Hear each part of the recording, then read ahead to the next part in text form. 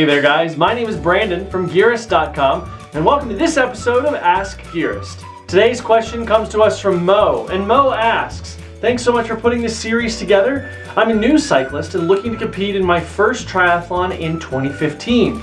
Do you have any suggestions or tips on how to most efficiently use the gears on my road bike to help with the performance? Right now, I have one gear that I feel comfortable in and just stay there for my entire rides. I know I'm probably working my legs harder than I should be in spots and not enough in other spots. Help! Thanks so much for the question, Mo. That's a really common one that a lot of people have and are really kind of uncertain about. So with this episode of Ask Gearist, what we're going to do is break down the basics of bicycle shifting, what the parts are, what the terminology is, and how to most efficiently shift your bicycle. Now before we get into the actual art of shifting, let's talk about some of the parts that are on your bike and what you need to know as they pertain to shifting. First up, this right here is your cockpit. This is what you see when you're behind the handlebars of your road bike. Now we're not going to get into the handlebar width thing and all that kind of stuff. We're just going to talk about what pertains to shifting today. Now on the left hand side, that shifter right there houses your shifting for the front derailleur and also for your front brake. Now on the right hand side, that shifter takes care of your rear brake as well as your rear cassette or rear derailleur. A good way to remember what's what when you get on your bicycle so you're not like which one of these controls which is right hand rear. That's always the way that you can remember that whatever you're doing in your right hand is going to influence what happens on the back side of the bike.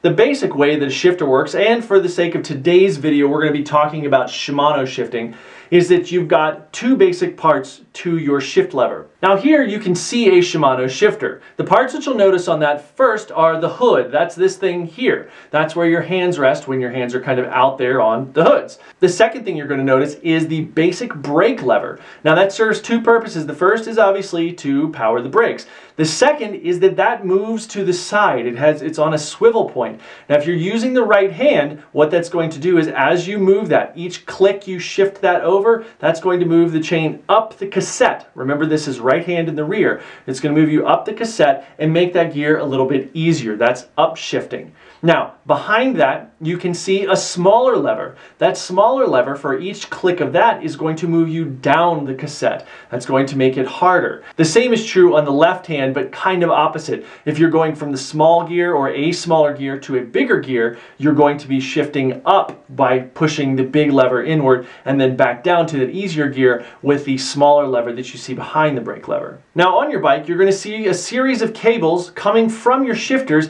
and depending on the way that your bike is set up, whether it has external or internal cabling, those cables are going to run back to their designated parts. In other words, from the left-hand shifter, there are going to be cables that are going to run one to the brake up front and the other to the front derailleur. Likewise, with the right hand, you're going to have one that runs to the rear brake and one that runs to the rear derailleur. These cables in concert with the shifters are what make these parts move. Moving on back now, this right here is an illustration of the drivetrain of a bicycle. It's pretty generic, there are no cables involved. It's just for the sake of this video right here. Now what you can see is that here is the front derailleur and here is the rear derailleur. You can also see the front chain rings and you can also see the rear cassette. And finally, just in case you've never ridden a bike before, that thing that goes around both those rings, that's called the chain. Now let's start with the chain rings up front. First of all, they are called chain rings. Most bikes are either going to have 2 or 3. In the case where there are 3, generally speaking, the smallest of those chain rings, which is going to be the one closest to the bike or inside, that's going to be called granny gears. It's no offense, it just makes it really easy to pedal up pretty much any. You could pedal up the side of like the Hancock building in Chicago in that gear and you'd be probably okay. All gears on a bicycle are going to be designated by the number of teeth that are on them. Now, on the front chain ring on, for instance, the bike that I ride, there's a 5339. You'll hear people throw around numbers like that, 5339 or 5236 if it's compact or something like that.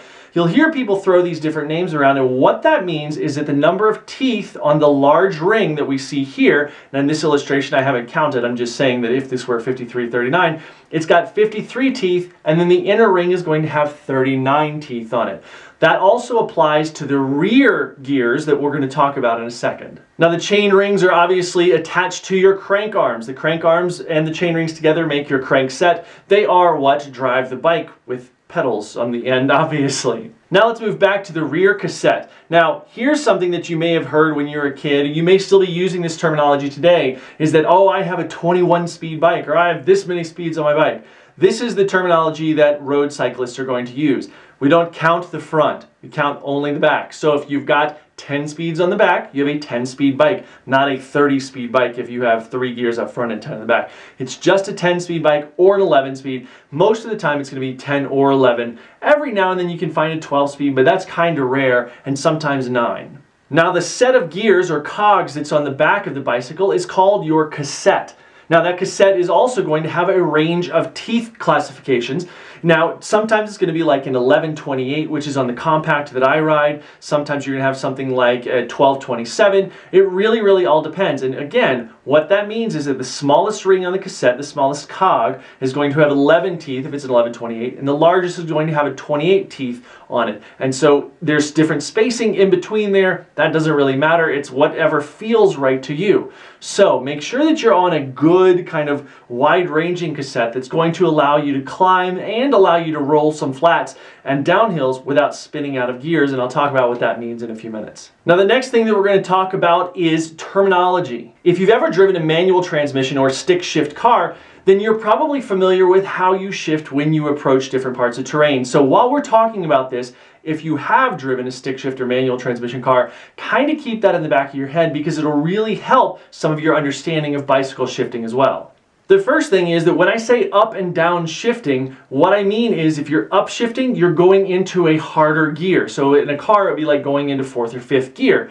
Now, this is what you're going to use when you're going downhill or something like that. If you're going uphill, we're going to downshift into a easier gear where you're asking the engine, which is you, the engine doesn't have to put out quite as much power or effort to get up this hill or up this particular piece of terrain because the gearing allows the ratio to be such that it's easier for you to turn the pedals and thus get up the hill more efficiently. Another term we're going to talk about in a second is cross-chaining. We're going to talk a little bit more about the specifics of shifting in a minute, but cross-chaining is pretty easy to understand.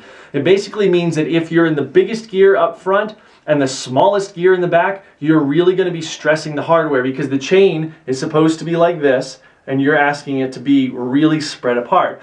It's big gear up front, small gear in the back, or vice versa. Anytime you've got the chain operating at opposite ends of itself, you're really going to kind of stress that chain and the hardware itself a little bit. You can, if you're under force or under load, you can actually really bend a derailleur or something, a derailleur hanger, which is going to mess up your entire drivetrain, and trust me, is very expensive to repair. The last piece of terminology that I'll bring up that you heard me say a second ago is a load-bearing shift. What this basically means is if you have waited to go up a hill and you're actually already going up the hill a little bit and your cadence is slowed down and you shift under load, in other words, you're really putting the screws to that gear, you're really kind of putting some force on it, that type of thing is a good way to chip a tooth, drop a chain, anything like that. You don't want to do that. So make sure you anticipate things, and we're going to talk about that a little bit in a second. Now let's talk about when to shift. There are 3 basic types of terrain that you're going to deal with: uphill, downhill, and flat. Now, when you're on a flat, stay wherever you're comfortable. This plays into cadence a little bit, so I like to have my legs going at about 95 to 100 RPMs. This is definitely subjective, and as you become more comfortable on your bike, your cadence is probably going to climb a little bit. Most people are comfortable spinning a lower gear, and that is, generally speaking, the way that a lot of people ride. You can, of course, see people back in the day like Jan Ullrich, who's kind of like a big diesel engine, a much slower cadence, but he's also putting out a lot more power. It's not as efficient going up hills and things like that, but it is still a ton of power. But more efficient can also equal the same amount of power output over time. You're just having more pedal strokes. So what does this mean for your shifting? Well, here's the basic primer. When you're approaching a hill and you see it coming, what you should do is when you're about to get to the hill, do not wait until you've started to slow down.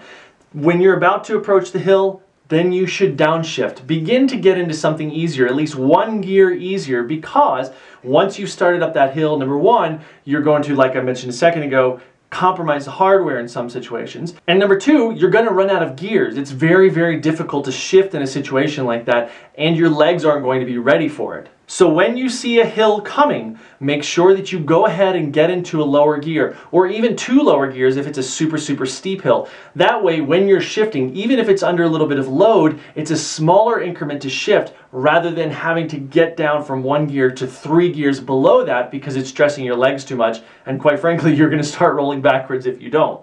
Another time you're going to want to hang out in a lower gear, whether it's on a flat or a hill, is when you have a big headwind. This is a wind that is in your face. It's okay to go slow. When you're getting fit on the bike or learning to ride, one of the most important things is riding consistently. So don't really pay so much attention to pace.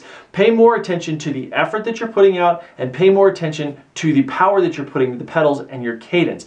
These are the things that are going to be important, and in the long run, they'll pay much bigger dividends than just kind of forcing yourself through the wind. Now let's talk about going downhill. With downhills or with a tailwind, the opposite of headwind when a wind is coming from behind you, you obviously have a lot more freedom and it's actually a lot easier. So that's when you get into the biggest gear you can. Get that big ring going and that small cog in the back and just really rip on it, because this is your opportunity to really fly down a hill or fly with the wind. Again, really focus on keeping your cadence where it is, but this is a great time where you can really play around with that big ring and feel some of that power. Shifting under a load or something like that is not obviously a big deal when you're going downhill or anything where you've got a lot of assistance from the wind or something like that, because again, you're not going to be putting a load to it and you can always just coast out of it. So not as big a deal as when you're going uphill. Now, as for flats, this is actually a very interesting situation and something where I would recommend finding where you're most comfortable. A lot of flats, you're going to have what are called false flats. There's going to be either a little slight downhill that doesn't feel or look like one, or likewise, you're going to have a small uphill, which is more commonly what's referred to as a false flat. This is where you're like, why am I working so hard? This is flat. Well, probably not flat. You're probably going uphill and you just don't know it, and that's okay. Just really maintain your power output and your cadence and you'll be fine. In my opinion, the biggest thing with when to shift is really following your instincts with what it feels like and anticipating shifts. If you're riding in a group of people, especially with more experienced riders, it's a really good idea. If you see some guy or girl shift that's much more experienced than you, you should probably go ahead and shift too. But it's also okay to ask them questions. Hey, why did you shift right there? Don't be afraid to ask questions. That's how we learn. That's what this series is all about. The last thing I want to touch on is how you learn. Now, I've given you all these things in abstract. You're watching a YouTube video, for crying out loud.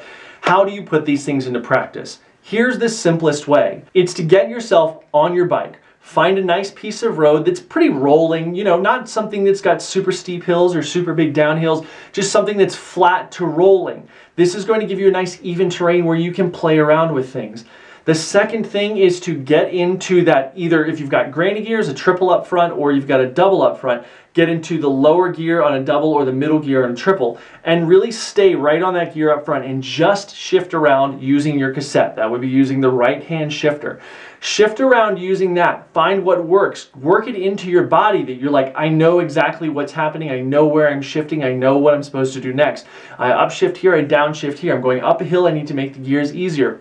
Getting into one single gear and just playing with the cassette is going to be what you're going to need to do, because that cassette is what you're going to be playing with most of the time. The big chain rings up front, those are for big changes. It's like in a car, again, going from first gear to fifth gear, you're going to stall out. Don't worry about it. So you need to figure out exactly how you're going to manipulate that to best fit your body.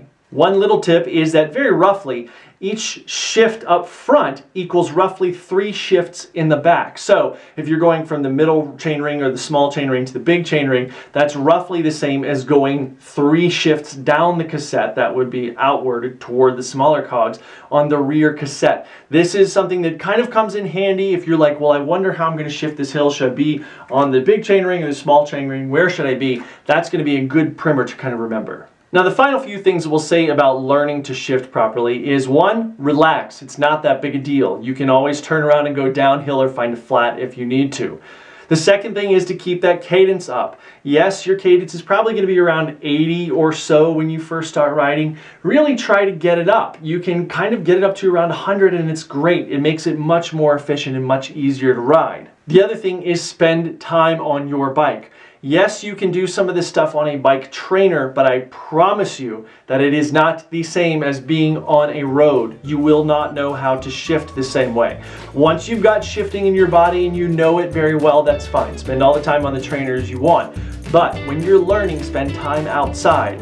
Thank you, Mo, so much for the question. It's a really important one, and I think that a lot of people probably just don't know about. Thank you guys so much for joining us for this episode of Ask Gearist. If you've got any questions, don't hesitate to email info@gearist.com or leave it right down there in the comments section below. As always, you can find us on all our social media outlets, which you can see right over here: Facebook, Twitter, Instagram, my personal Strava right up the top. And as always, don't forget to subscribe to this YouTube channel, which you can do so by clicking that YouTube button right over there. As always, don't forget to visit Gearist.com, where all our reviews live. You can check out everything we've ever done and let us know what you think. We'd love to hear from you guys. Thank you guys so much, and we'll see you next time.